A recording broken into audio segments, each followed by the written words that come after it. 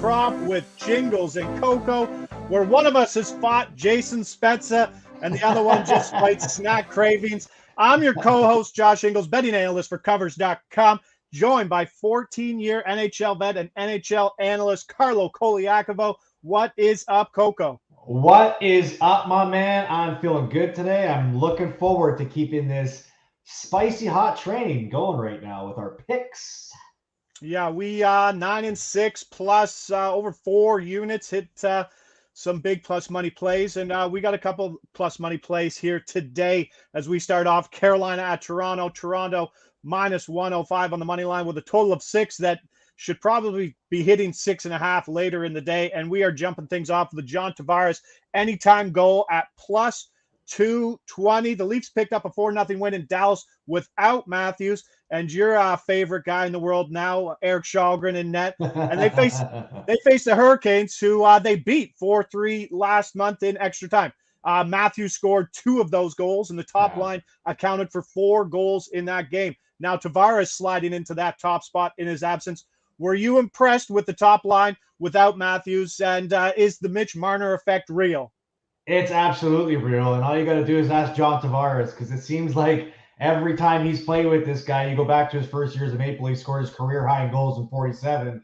And since then, he's kind of been like, hey, you want to throw Mitch a bone over here and play him on my line? Because he just doesn't seem to have the same production playing on that second line role with William Nylander. So great opportunity for him again tonight with Matthews not in the lineup. You saw the boost he gave this team playing alongside Marner and Bunting, with contributing with a goal and an assist, help leading that offense. And I expect no different tonight. He understands the spotlight is on him when Matthews not in the lineup, that he has to lead this team because of his contract that he carries and because of the expectation that is coming from him, or at least expected from him when it comes production-wise. This is great value. It was at what you said last game, it was at 135. Now it's at 220. Here's a guy who plays the power play, is going to get first line and playing with the team's best playmaker in Mitch Marner. You got to love the value here with John Tavares to hit the score sheet again, not just score sheet, but to score the goal. Yeah, that top line was impressive. Looking at the metrics, that line had an 89% expected goal percentage, which just means they dominated their game versus their opposing line. That line led all 4 lines with 17 shot attempts for versus allowing just 5 shot attempts. So defensively, I don't know if they're playing great in their own zone. They just spent so much time in the O zone that they really didn't have to play in the defensive end that much. Carolina, though, is arguably the best team in the East. And with Shalgren and that, the Leafs could be playing a little bit of catch-up if things go south, which would be even better for Tavares. And we saw Keefe in that offensive zone strategy. Remember when he took Bunting out, put Nylander in for a couple drawn-up plays. So, that led to a goal. That led to Tavares' goal. I mean, it was an icing call where you had tired players on the ice for Dallas. Sheldon Keefe decides to, load up on the one line with Matthews, Marner, with Tavares, Marner, and Nylander, and they score a goal from it. So, yeah, that's what I like about Sheldon Keefe, too. Sheldon Keefe is a guy who's got a good read on the game, likes to give himself advantages in those offensive situations, and putting his best players on the ice. And I expect no different tonight. You talked about the potential of them trailing. When the Leafs are trailing, you should expect a lot of goals that come into those games because they just ramp up the pace. You know what I mean? They start chasing the game. They get out of their structure. They're coming off the last game with a ton of momentum right now. Feeling really confident, playing with a lot of confidence because they got saves. And that's the most important thing about this Maple Leafs team. As I think last game, they proved that they're a really good team no matter who's in the lineup, as long as they get some saves. And just look at how much, that bolstered their confidence to play a better structured game where, like you said, they dominated most of the offensive zone opportunities. So I expect no different tonight. You look at the schedule, this is probably one of the circled game on the schedules. You got 2 of the best teams in the league, both in the top 5 when it comes to points recorded. And when you got best on best, you expect the best players to shine, just like I expect John Tavares to continue to shine tonight. He's a very streaky player. You saw the slump that he went in through. Now he's feeling it. He's got goals in 2 goals in 4 games. There's no reason why he can't continue staying streaky tonight, especially while he's playing alongside Mitch Marner. Yeah, and I like the fact that facing Freddie, that there's a the Freddie Right. familiarity factor there. Revenge game too. Exactly. We're probably not gonna see them, score above the circle versus Freddie. So there's gonna be some 5-footers, 10-footers, and that's where Tavares is. Shot from the point. Absolutely. Nobody tips a puck on this team better than Tavares.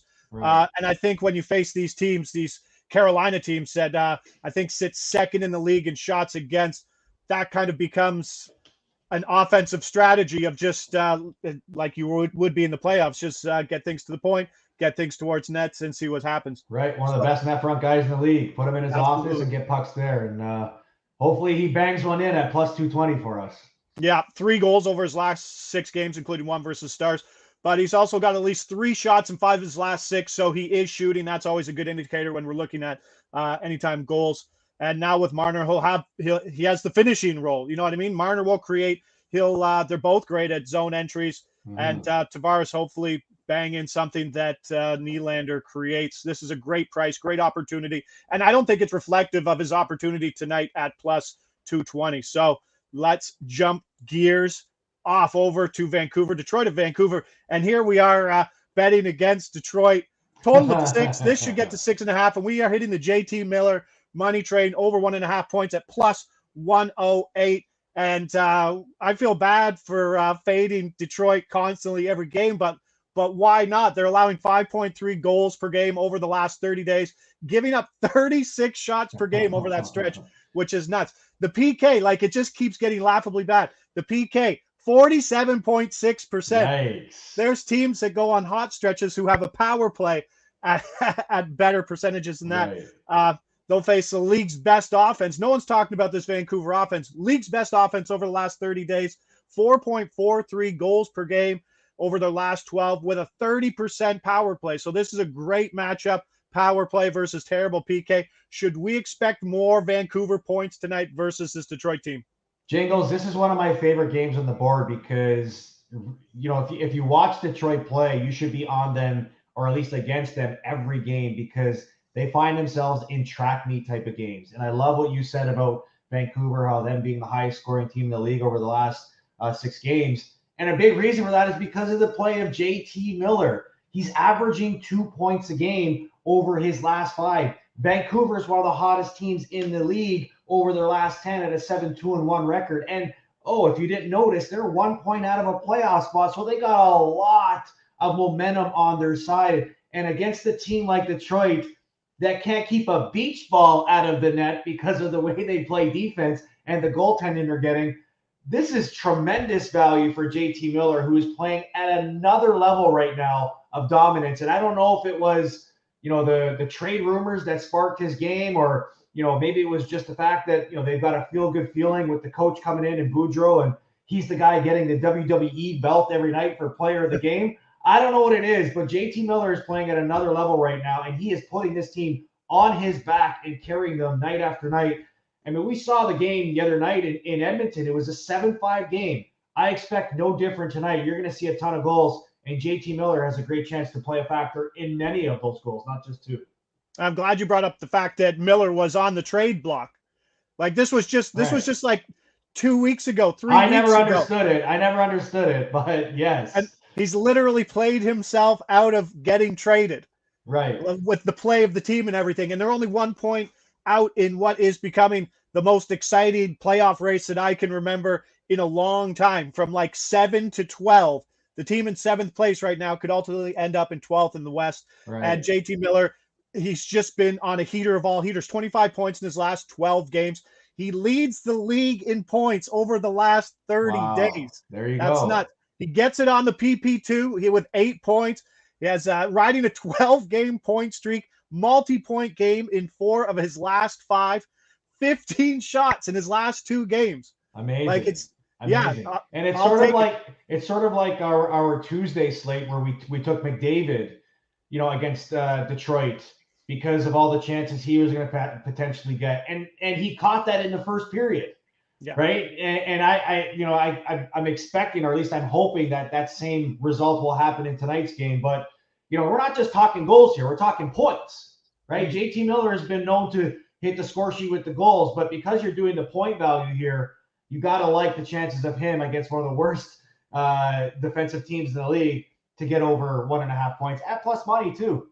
Yeah, this could possibly be the worst stretch of hockey any NHL team has been playing this year, and Right. they're great to fade. And we were talking about it off camera before that when a team like Detroit is struggling to shut down teams' top centermen, like Barkov, 3 points, Eriksson Ek, 2 points, Lindholm had the opening goal in Calgary, McDavid had 2 points in the first period, and then kind of just went on cruise control as they got up.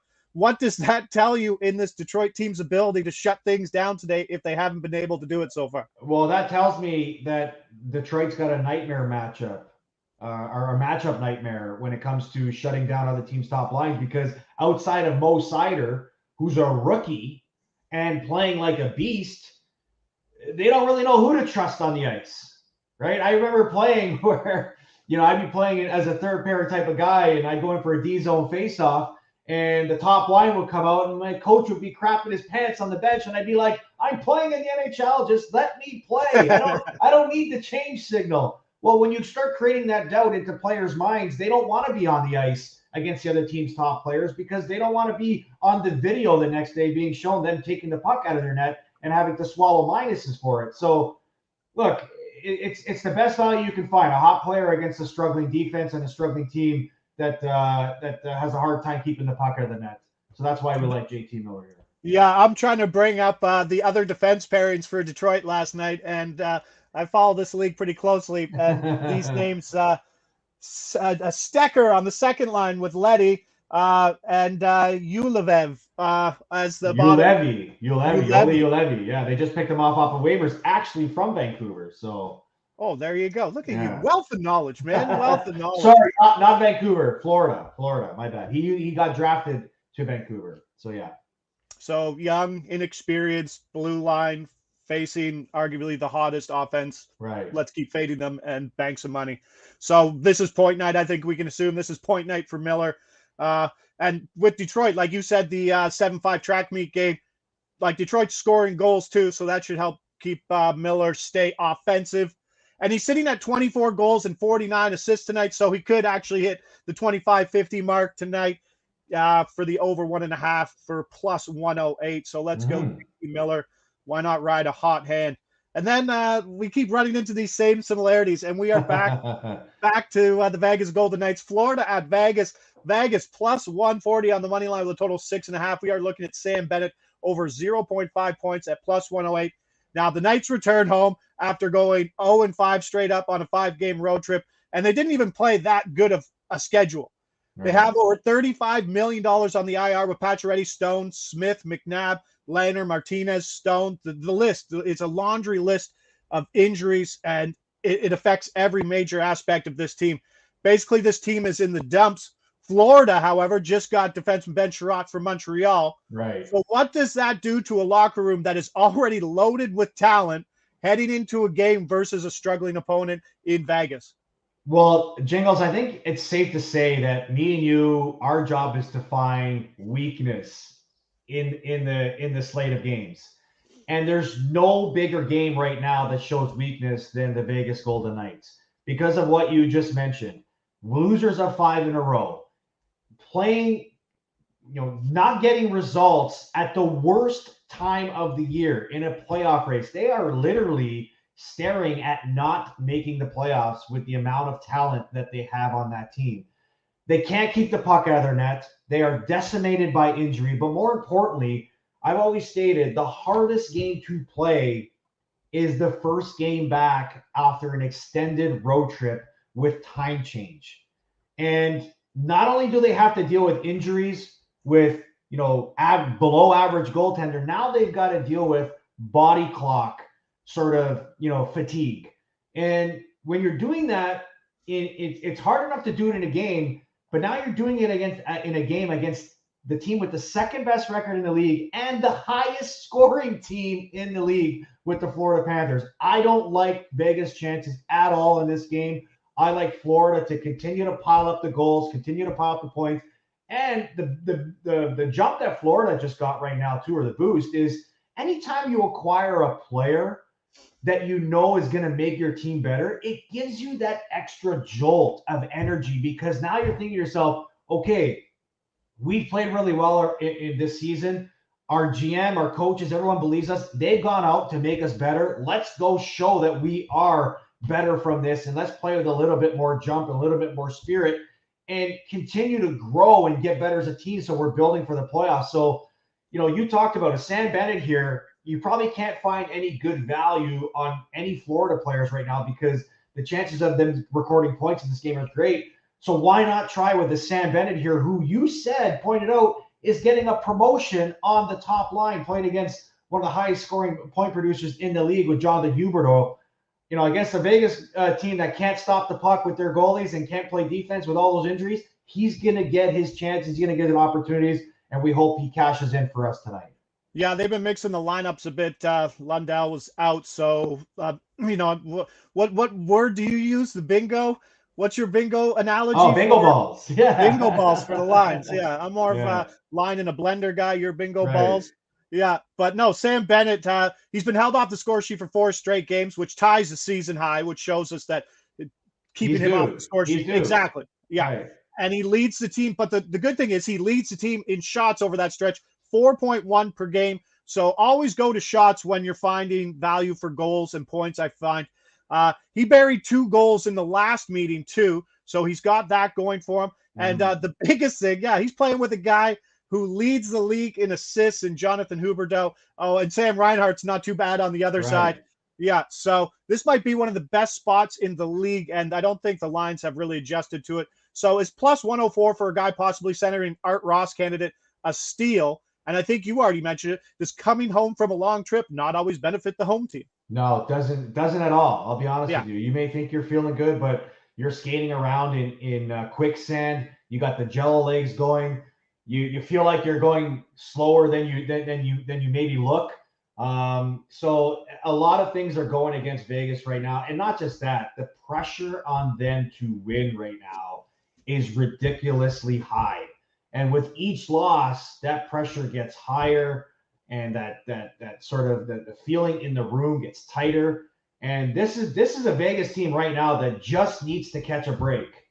And I think they do anything but that in tonight's matchup because they do not catch a break with who they're playing and the time of the time of the week that they're playing, one day removed after coming back from an extended long road trip. Yeah, I just don't like Florida coming out of the gates. So the one thing that really interests me here is that the Vegas fans have not seen this from their team ever.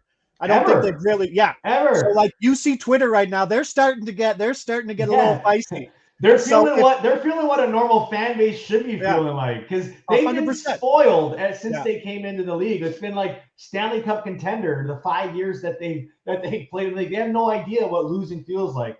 I kind of feel bad for them because I do want to see them succeed. I want to watch playoff hockey with Vegas in it because they have a good team. They're potentially going to get all their guys back for playoffs. And a 10:30 game with Vegas in it, who wouldn't want to watch that on normal nights? So I really do hope they find a way to get in, but they don't have, the luck on their side right now, and that's really unfortunate. Yeah, I can imagine Jumbo sitting there in the locker room right now saying, we come out here, score in the first 5 minutes of this game, shut this crowd up immediately, and then all of a sudden they're playing in a quiet barn, which, you know what I mean? Like that fan base knows what's coming. So if they can shut them down early and get one quick, I really like Florida's chances here. And they're big favorites. I mean, Vegas is plus 140. Right. It's not like Bennett hasn't even been hitting the score sheet. He is tied for the team league in goals since January 1st with 15. And, I mean, playing with Huberdeau, how else? And paying plus money to get a point. Yeah. Well, the thing is, too, is probably the coaching staff realizes that, too. And as much as they're scoring, they're probably trying to find a way, too, to get him going, which is why he probably got the promotion. Because the one thing that Florida has been really good at establishing this year is they've been one of the best teams in the league at balanced scoring. They get offense from all 4 of their lines. And, for Sam Bennett, if he's going through a little bit of a slump here, no better time for him to get out of it, than against a team that's reeling in the worst way possible. Not just with the amount of goals that they give up, but the fact that they can't find ways to win any hockey games right now. Yeah, looking at last game's line, you see Joe Thornton on the wing with Barkov and Verhaeghe. And then, Bennett, Huberdeau, Reinhart played over 5 minutes together. So Right. the lines were in a bit of a blender. But yeah, then you got Declare Marchment over there on the third line. Like there's just so much depth, and the added addition of Ben Sherratt. Yeah, Like that's a this really, team's really got, nice, really nice addition for that team. I yeah, like it a lot. this team has everything. Then they got Right. Rodas, they have Gudas over there as like their number 6 defenseman who is just crushing people. Yeah, no kidding. Yeah, They can play any way you want. Offense, defense, physical, forecheck, you name it. offensive offensive defenseman and Uyghur Right. and Ekblad. Like Right. there's no weakness in this team. So yeah, I'll take Bennett. He's not getting PP one time, but he is getting PP two time. Uh, Plus money 0.5 points. I'm happy to take that. And especially with the So we guys got that some he's late playing with, games. Yeah, he's another going to get his offensive chances too. absolutely. Well, that will do it for us on Covers' Puck Props. Don't forget to hit the like and subscribe button. Let us know what you think in the comments. He's Coco. I'm Jingles. This is Covers. Lead us out, Coco. Let's keep this money train rolling. Choo, choo, bang.